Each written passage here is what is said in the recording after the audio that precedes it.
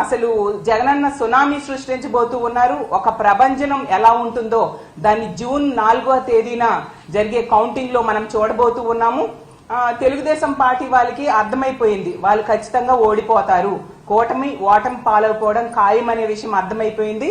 అసలు జూన్ 4న ఎన్నికలు ఫలితాలు ఎలా ఉంటాయంటే జగనన్న విజయాన్ని దేశం మొత్తం శబాష్ అనిపించేట్టుగా ఉంటుంది. ఖచ్చితంగా అంత చక్కగా ప్రజలు జగనన్నకు మద్దతు తెలియజేయడం జరిగింది.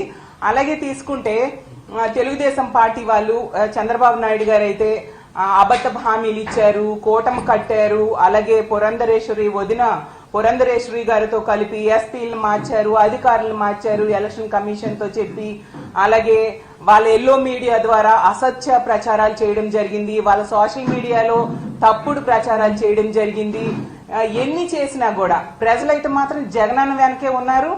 తెలుగుదేశం పార్టీకి ఎవరు ఓట్లు వేయని పరిస్థితి, ఈ కూటమికి ఎవరు ఓట్లు వేయని పరిస్థితి. వన్ సైడ్ గా వైఎస్ఆర్ కాంగ్రెస్ పార్టీకి ఓట్లేశారు. సో అసహనానికి గురైపోతూ ఉన్నారు తెలుగుదేశం పార్టీ నాయకులు గాని కూటమి నాయకులు గాని.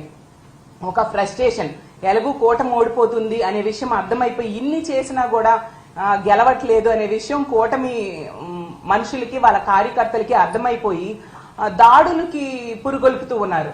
అసలు ఎంత ఘోరం అంటే మొన్న చూసాం నర్సీపట్నంలో ఒక మహిళ మీద దాడి చేయడం, అలాగే కృష్ణా జిల్లాలో, అలాగే పల్నాడు జిల్లాలో. అంటే ఇలాంటి దాడులకి పురుగొల్పుతూ వాళ్ళ అక్కసని వాళ్ళ బాధని ప్రజల మీద, అంటే వైఎస్ఆర్ కాంగ్రెస్ పార్టీకి సపోర్ట్ చేసిన ప్రజల మీద తీర్చుకుంటూ ఉన్నారు. అసలు ఇది చాలా దారుణం, దీన్ని మేము తీవ్రంగా ఖండిస్తూ ఉన్నాం. అసలు మనం ప్రజాస్వామ్య దేశంలో ఉన్నామా లేదా అన్నట్టుగా వీళ్ళ ప్రవర్తన ఉంది. వాళ్ళు అధికారులు మార్చుకున్నారు, వాళ్ళ సపోర్ట్ తో ఎన్నో దౌర్జన్యాలు గురి చేయడం జరిగింది.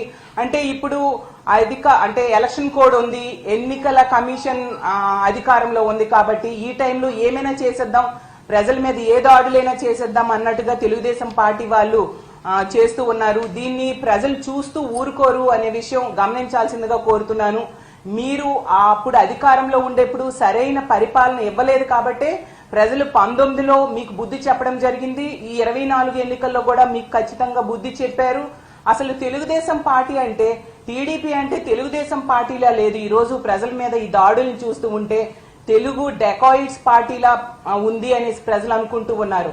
ఒక టీడీపీ అంటే తెలుగు దండుపాల్యం పార్టీలా దాడులు చేస్తూ ఉన్నారు. అలాగే టీడీపీ అంటే తెలుగు దుశ్శాసనల పార్టీలా మహిళల మీద దాడి చేస్తూ ఉన్నారు. టీడీపీ అంటే తెలుగు దొంగల పార్టీలా మహిళల తాలూకా బంగారు ఆభరణాలు కూడా ఈ దాడుల్లో దోచేసుకుంటూ ఉన్న పరిస్థితి చూసాం. ఒక టీడీపీ అంటే తెలుగు దుర్మార్గుల పార్టీలా ఈ రోజు బిహేవ్ చేస్తూ చాలా దుర్మార్గంగా వృద్ధుల మీద కూడా దాడులు చేసే పరిస్థితి మనం చూసాము. అలాగే టీడీపీ అంటే టెర్రరిస్ట్ డెకాయిడ్ పార్టీలా బీసీ, ఎస్సీ, ఎస్టీ మైనారిటీల మీద చాలా దారుణంగా దాడులు చేస్తూ ఉన్నారు. మేము చాలా తీవ్రంగా దీన్ని ఖండిస్తూ ఉన్నాము. అసలు మీ ఇళ్లలో ఆడవాళ్ళు ఉండరా?